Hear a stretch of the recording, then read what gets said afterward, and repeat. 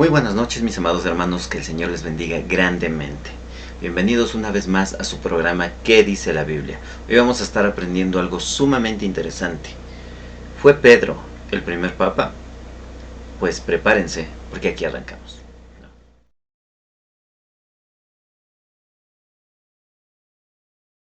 ¿Cuál es el origen de esta doctrina, de este dogma más que nada? Fíjense bien en esto, hermanos amados. Primero que nada, la definición del papado. El dogma del papado sostiene que Pedro fue designado por Cristo como el primer líder supremo de la Iglesia, otorgándole una autoridad especial sobre los demás apóstoles.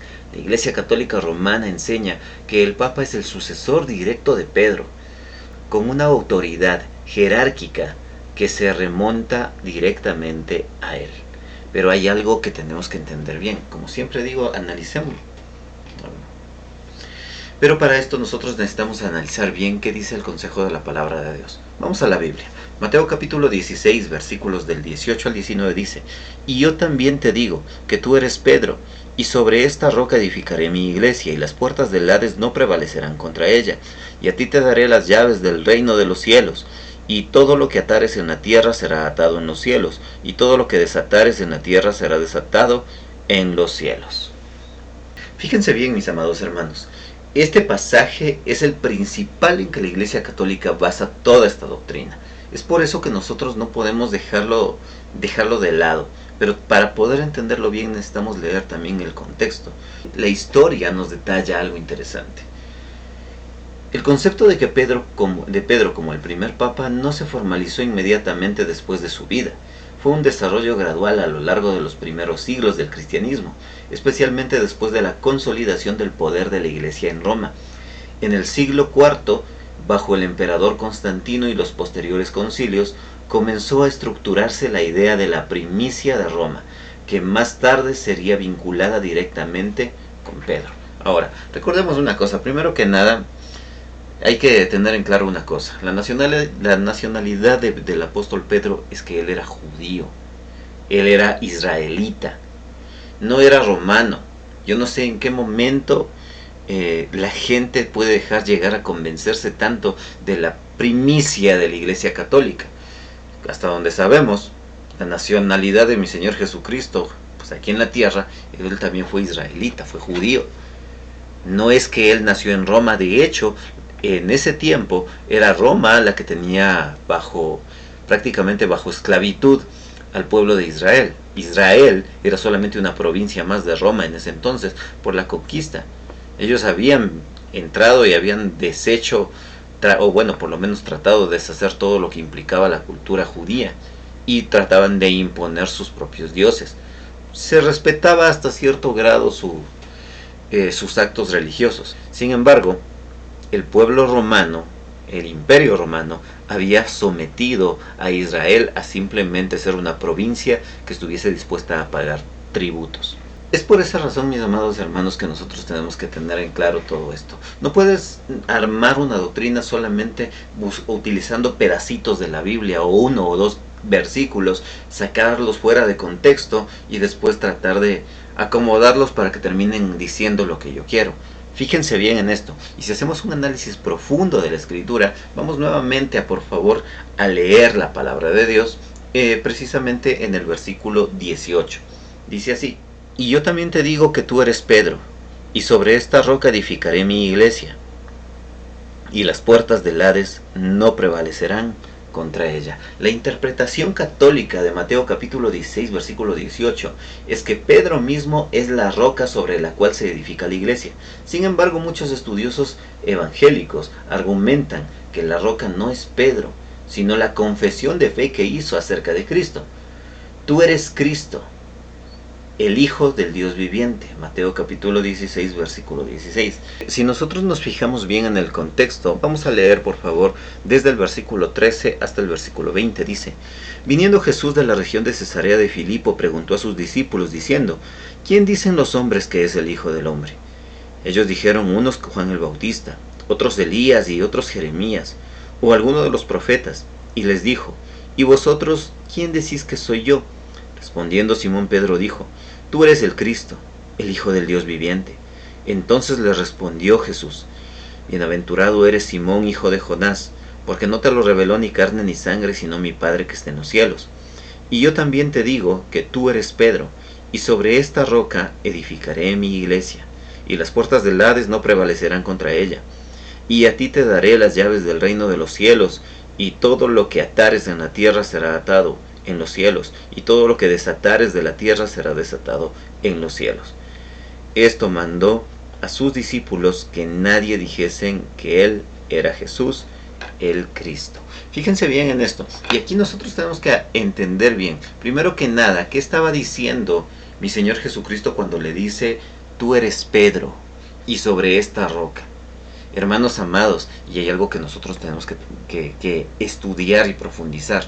No podemos simplemente coger y asumir cosas cuando se trata de la palabra de Dios, porque la palabra de Dios no fue escrita en castellano o en español como nosotros hoy en día la tenemos. Originalmente, los pasajes de la Escritura, algunos textos fueron escritos en en total toda la Biblia fue escrita en 3 idiomas diferentes: en hebreo, en griego y en arameo. De hecho, muchos estudiosos creen que el libro de Mateo fue escrito en arameo. Sin embargo, muchos de los pergaminos o de los textos más antiguos, más cercanos al original, están en griego. Y hay algo que nosotros tenemos que entender. En Mateo capítulo 16, versículo 18, mi Señor Jesucristo utiliza 2 palabras para referirse a lo que estaba diciendo. La palabra Petros y la palabra Petra. La palabra Petros es la palabra que utilizó para referirse a Pedro. Si ustedes se fijan bien, dice así: y yo también te digo que tú eres Pedro. Ahí la palabra que se utiliza es la palabra Petros. La palabra Petros literalmente significa piedra, una piedra pequeña. Pero lo que llama la atención es que más adelante dice, y sobre esta roca. La palabra que se utiliza aquí como roca es la palabra Petra, que significa una piedra enorme, o una roca enorme. ¿Sí? Hermanos amados, entiendan bien esto. Cuando mi Señor Jesucristo le está diciendo a Simón, le cambia el nombre y le dice, y yo te digo que tú eres Petros, o sea, una piedra pequeña, pero hay una roca grande sobre la cual está edificada la iglesia. ¿Cuál es esa roca grande? El mismo texto, en su contexto, lo señala. Mateo capítulo 16, versículo 16 dice, respondiendo Simón Pedro dijo, tú eres el Cristo, el Hijo del Dios viviente. La roca sobre la cual se edifica la iglesia no es una persona, no es Pedro en sí mismo. Es la confesión que él había hecho, que Jesús es el Hijo de Dios. Es en base a esa declaración, esa es la roca sobre la cual está edificada la iglesia. Si lo leemos utilizando las 2 palabras claves traducidas, podría leerse de esta manera. Mateo capítulo 16, versículo 18. Y yo también te digo que tú eres Petros, que tú eres una roca pequeña. Y sobre esta roca, o sea, y sobre esta Petra, una roca grande, edificaré mi iglesia, y las puertas del Hades no prevalecerán contra ella. Estaba refiriéndose a una roca inmensa. Hermanos amados, y recuerden una cosa.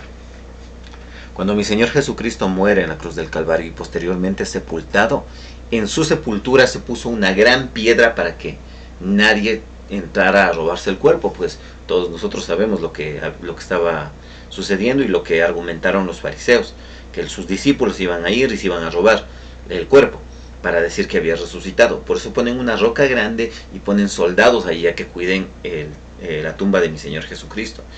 Y es sumamente importante que nosotros entendamos esto, porque cuando mi Señor Jesucristo dice, y sobre esta roca edificaré mi iglesia, y las puertas del Hades o las puertas de la muerte no pueden prevalecer sobre ella, significa que no hay poder espiritual, no hay poder sobrenatural que sobrepase el poder de Dios. La confesión que había hecho Pedro acerca de que Jesús es el Hijo de Dios, pues precisamente es sobre esa confesión que se edifica la iglesia. No sobre Pedro, porque al final de cuentas Pedro solamente era un ser humano. Hermanos amados, si nosotros nos podemos a revisar la palabra de Dios, tenemos muchas concordancias que hacen prueba de esto. Por ejemplo, en el libro de los Efesios. Efesios capítulo 2, versículo 20, dice así la palabra del Señor. Efesios capítulo 2, versículo 20, dice: edificaos sobre el fundamento de los apóstoles y los profetas, siendo la principal piedra del ángulo Jesucristo mismo. ¿Se dan cuenta? Aquí la palabra también que se utiliza como piedra del ángulo es la palabra Petra. Está hablando de una piedra sobre la cual descansa toda una estructura. ¿Y quién es la piedra? ¿Quién es la roca aquí?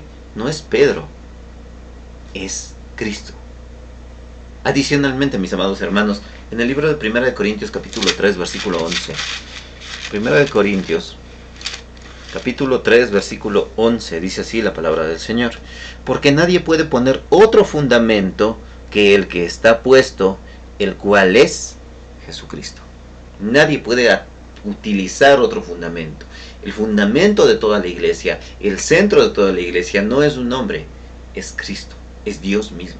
Y por si fuera poco, también en 1 de Pedro capítulo 2, versículos del 4 al 8 dice así: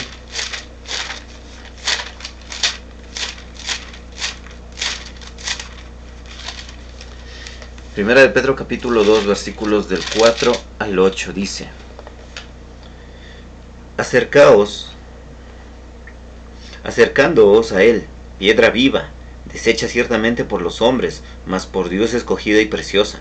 Vosotros también, como piedras vivas, sed edificados como una casa espiritual y sacerdocio santo, para ofrecer sacrificios espirituales aceptables a Dios por medio de Jesucristo. Por lo cual también contiene la Escritura: he aquí, pongo en Sión la principal piedra del ángulo, escogida, preciosa, y el que creyere en él no será avergonzado. Para vosotros, pues, los que creéis, él es el precioso, pero para los que no creen, la piedra que los edificadores desecharon ha venido a ser cabeza del ángulo, y piedra de tropiezo, y roca que hace caer porque tropiezan en la palabra, siendo desobedientes, a lo cual fueron también destinados. Todos estos versículos apuntan hacia lo mismo. Es Jesucristo el fundamento sobre el cual descansa la iglesia. Hermanos amados, si fuese solamente un hombre, vemos que Pedro en realidad no era el mejor de los hombres. Pedro fue el que quiso matar a Malco. Cuando llegan a capturar a mi Señor Jesucristo, y estaremos estudiando de eso un poco más adelante, cuando llegan a capturar a mi Señor Jesucristo para llevarlo preso, Pedro es el que saca la espada y le lanza el sablazo a Malco, al guardia del sumo sacerdote. Y no es que Pedro le apuntó a la oreja, Pedro apuntó a la cabeza y el otro se le esquivó y por eso le vuela la oreja. Pero Pedro iba dispuesto a matar. Pedro era reconocido porque era un hombre de un carácter débil. Quiero que entendamos esto. Hay una gran diferencia entre carácter y temperamento. Pedro tenía un temperamento muy fuerte, pero un carácter muy débil. Porque una persona que tiene un carácter fuerte es una persona que sabe controlarse. En este caso Pedro no. Pedro salta y está dispuesto a matar. De pronto con una buena intención, pero no de la manera correcta. Empieza a hacer las cosas que están mal. Pedro es el mismo que después le niega a mi Señor Jesucristo 3 veces antes de que el gallo cante. Pedro nunca estuvo con Jesús en la crucifixión. Si bien es verdad que en la primera predicación la da Pedro en el libro de los Hechos capítulo 2, también tenemos que tener en claro que de todos los discípulos, Pedro fue uno de los que más destacó, pero porque él también le traicionó al Señor de alguna manera al haberlo negado. Hermanos amados, tengamos en cuenta eso, porque según la interpretación católica, Pedro debería de ser el primer papa. La palabra papa significa literalmente padre o papá. Bueno, adicionalmente hay otro versículo que llama la atención dentro de este dogma, y es el versículo 19 de Mateo capítulo 16, que dice así: y a ti te daré las llaves del reino de los cielos, y todo lo que atares en la tierra será atado y en los cielos, y todo lo que desatares en la tierra será desatado en los cielos. Pero hermanos amados, fíjense bien, Según la interpretación católica, se argumenta que las llaves del reino dadas a Pedro lo establecen como el líder con la autoridad para abrir o cerrar el acceso al cielo. Hermanos amados, si la salvación dependiera de los seres humanos, entonces ¿para qué Cristo vino a este mundo? Si Pedro fuera el designado de decidir quién es el que entra y quién es el que sale, o quién es el que es salvo y quién es el que es condenado, pues entonces ¿dónde queda Dios? ¿Por qué Jesús iba a venir a morir si simplemente hubiese venido y le hubiese dado esa autoridad a Pedro para que él decida quién entra y quién sale del infierno? ¿O quién entra al paraíso y quién no? ¿Quién entra al reino de los cielos y quién no? Todos nosotros podemos estar seguros de la salvación y de que vamos a poder entrar al reino de los cielos para gloria de Dios Padre, pero por los méritos de Jesucristo en la cruz, no por nada que haya hecho Pedro. Hermanos amados, y esta interpretación totalmente equivocada de que Pedro es el que ahora tiene las llaves a las que se está refiriendo no son las llaves del cielo. Las llaves a las que mi Señor Jesucristo se está refiriendo es a la predicación del Evangelio. Hermanos amados, si ustedes se fijan bien, en el capítulo 2 del libro de los Hechos, cuando Pedro empieza a predicar y la gente viene, se acercan a donde él arrepentidos, dice que les dolió en su corazón, y se acercan y le preguntan ¿qué debemos de hacer? Cuando se acercan y le preguntan qué debemos de hacer, Pedro responde claramente: bautícese en cada uno en el nombre de Jesucristo, para que reciban el don del Espíritu Santo. En el capítulo 10 del libro de los Hechos pasa algo similar. Cuando predica a los gentiles en la casa de Cornelio, mucha gente en ese momento, toda la gente, mejor dicho, que estaba ahí, se arrepienten a pesar de ser gentiles. Se arrepienten y se bautizan. Pero no se bautizaron porque Pedro haya sido el que les abrió la entrada al cielo. Se bautizaron porque las llaves que tenía fueron dadas a él, pero era la predicación del Evangelio. A eso se refiere con las llaves del reino de los cielos. No se refiere a nada sobrenatural o a unas llaves mágicas que tenga para abrir. Hermanos amados, hasta ridículo suena. Está hablando de la predicación de Jesucristo, la predicación del Evangelio. Arrepiéntase y cada uno bautícese en el nombre de Jesús, pero en el nombre de Jesús, no en el nombre de Pedro. Siervos amados, y lo peor, hermanos amados, que hoy en día lamentablemente se ha caído en un punto tal de idolatría que lamentablemente que la gente hoy piensa que el Papa es el líder supremo de cualquier iglesia. Esta idea de que Pedro fue el primer Papa no es que nace a raíz de Pedro, o no es que nace a raíz de este versículo. Esta idea fue plantada por parte del Imperio Romano cuando decidieron, a partir del año 1870 hasta más o menos el año 1965, tanto en el Concilio Vaticano I como en el Concilio Vaticano II, que establecieron la infalibilidad papal. O sea que el Papa, determinado por ex cátedra, que todo lo que él diga no tiene fallas. Que cualquier cosa que decida sobre la iglesia, el Papa es la máxima autoridad y él nunca se puede equivocar. Es una de las peores tonterías que podemos escuchar nosotros. Primero que nada, por el hecho mismo de que el Papa es un ser humano. Y se han visto a lo largo de la historia, y bueno, ya eso lo veremos en el próximo programa, casos de clérigos, en este caso de sacerdotes mal llamados papas, como la perversión que tuvieron ellos, cómo llegaron a abusar inclusive de la gente, incluso de niños. Así que seamos sabios, hermanos amados. Nuestra confianza y dependencia no puede estar establecida en un ser humano, en un hombre, así haya sido Pedro, así hubiese sido Juan, así hubiese sido quien sea. Hermanos amados, si nuestra confianza está depositada en un hombre, los hombres nos pueden fallar, los hombres nos pueden hacer a un lado. Pero si nuestra confianza está depositada en Cristo, es totalmente distinto. Porque en Él sí tenemos esperanza, salvación y vida eterna. Y hay algo que también me llama la atención. Si nosotros vemos en el libro de los Hechos, capítulo 15, el que estaba al frente de la iglesia, el que estaba al frente de la congregación, no era Pedro. En el primer concilio que hubo en Jerusalén, cuando todos los discípulos, cuando ya empieza la persecución de parte del Imperio Romano en contra de los cristianos, inclusive de parte del grupo farisaico que estaban en contra de Cristo, empieza la persecución y la ejecución de miles de cristianos, de millones de cristianos. En ese momento, el que se pone al frente de la congregación no fue Pedro, fue Santiago, el hermano de mi Señor Jesucristo. Y ya casi para terminar, quiero darles también algunos datos curiosos acerca de este tema. Escuchen bien. Número 1. La ausencia de la sucedería apostólica. No hay ninguna enseñanza bíblica clara que establezca que Pedro o cualquier otro apóstol deberían tener un sucesor con la misma autoridad. En el Nuevo Testamento, el liderazgo de la iglesia se basa en la pluralidad de los ancianos. En 1 de Timoteo capítulo 3 versículos del 1 al 7 dice de la siguiente manera. 1 de Timoteo capítulo 3 versículos del 1 al 7.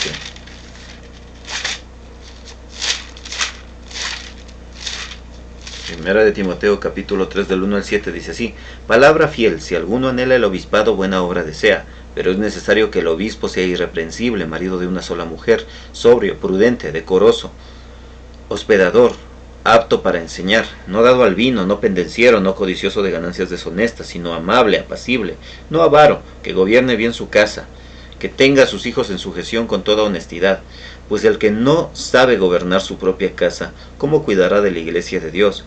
No un neófito, no sea que envaneciéndose caiga en la condenación del diablo. También es necesario que tenga buen testimonio de los de afuera, para que no caiga en descrédito y en lazo del diablo.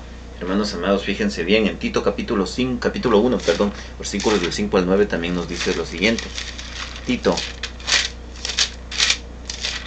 Tito capítulo 1 versículos del 5 al 9 dice: Por esta causa te dejé en Creta, para que corrigieses lo deficiente y establecieses ancianos en cada ciudad, así como yo te mandé.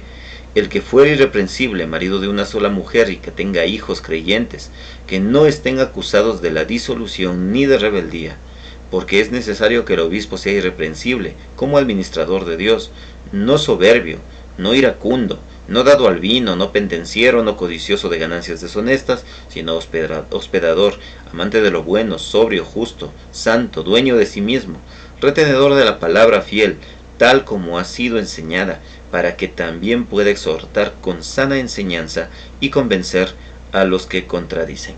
Fíjense bien, hermanos amados. Como conclusión, mis amados hermanos, el dogma de que Pedro fue el primer papa no tiene un fundamento claro en las Escrituras. Aunque Pedro es ciertamente una figura importante en la historia de la Iglesia, la Biblia no enseña que él fue el líder supremo o que sus sucesores deban ocupar una posición de autoridad singular sobre toda la Iglesia. La autoridad de la Iglesia está centrada en Cristo, quien es la verdadera roca y el fundamento. Todos los apóstoles, incluidos Pedro y Pablo, Santiago, desempeñaron roles importantes, siempre bajo la autoridad de Cristo y no uno sobre el otro. Hermanos amados, esto no se trata de tratar de imponer a la gente quién es más chévere, quién es más apto, quién es el más capacitado, quién es el más digno. Porque recordemos algo, ninguno de nosotros es digno de nada. El único digno de todo honor, toda alabanza, toda gloria es Cristo. Es por eso que necesitamos entender bien esto. Esto de que Pedro fue el primer papa y que la infalibilidad papal y todas estas cosas fueron dadas tanto en el Concilio Vaticano I, en el Concilio Vaticano II y en el Concilio de Trento. En estos tres concilios, que inclusive el Concilio de Trento fueron varias sesiones establecidas por varios obispos, en los cuales ni siquiera pudieron ponerse de acuerdo en algunos de sus propios dogmas y siempre quedaron al aire.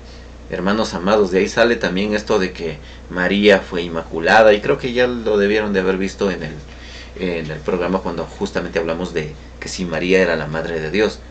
Ahora vemos que Pedro no es el primer papa. Pedro no fue el primer papa. De hecho, si Pedro hubiese sido el primer papa, ¿quién fue el segundo? Y por ahí algunas personas dentro de la doctrina católica mencionan que supuestamente Pedro estuvo varios años en Roma ejerciendo como obispo y que después le dio en sucesión, le cedió ya para morir, el que le sucedió a él fue uno de los discípulos, uno de los amigos a quien Pablo saluda en Segunda de Timoteo capítulo 4 Versículo 21 dice, procura venir antes del invierno. Éubulo te saluda, y Pudente, y Lino, y Claudia, y todos los hermanos.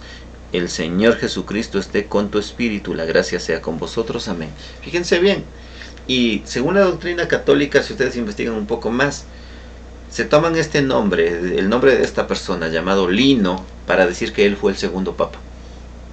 Y así se van tomando nombres diciendo al azar y se va estableciendo un dogma que no tiene nada que ver con nuestro Señor Jesucristo. El fundamento de toda la iglesia, el que sostiene a la iglesia, el que es la cabeza de la iglesia, su nombre es Jesucristo. No es el papa, no es el pastor, no son los hermanos de la iglesia, es Cristo. Si no fuese por Él, nosotros no fuéramos salvos. Entonces, si ya tenemos claro esta parte, nosotros tenemos que recordar, cuando alguien venga y nos diga, no, es que Pedro fue el primer papa, pues ¿de dónde se sacan eso? Todo esto viene a raíz, como ya les dije, a raíz de los concilios vaticanos y del concilio de Trento, especialmente dentro de los concilios Vaticano I y el concilio Vaticano II. El concilio Vaticano I, que fue establecido en 1870, y el concilio Vaticano II, que fue en el año de 1962 hasta el año de 1965, que tuvieron varias reuniones y en las cuales se llegaron a algunos acuerdos, estableciendo y tratando de contradecir lo que dijo Martín Lutero en las tesis que había clavado en las puertas del Palacio de Gutenberg. Así que no sé por qué tanta confusión. Bueno, así que tengamos en cuenta esto, hermanos amados. Cuando nos vengan y nos quieran imponer cosas que no tienen nada que ver con Cristo, pues hagan la pregunta para saber qué dice la Biblia. Hasta aquí el programa del día de hoy. Espero que haya sido de mucha edificación para ustedes. No se olviden que el día domingo a las 10 de la mañana tenemos nuestro culto general, donde vamos a seguir estudiando el Evangelio de Juan. Así que vengan, vamos a tener un tiempo súper bonito, y el mensaje que, guiado por el Espíritu Santo del Señor, tengo para compartir esta semana lleva por título Decisiones. Así que no se lo pierdan, vengan con toda su familia y vamos a proclamar la verdad de Jesucristo.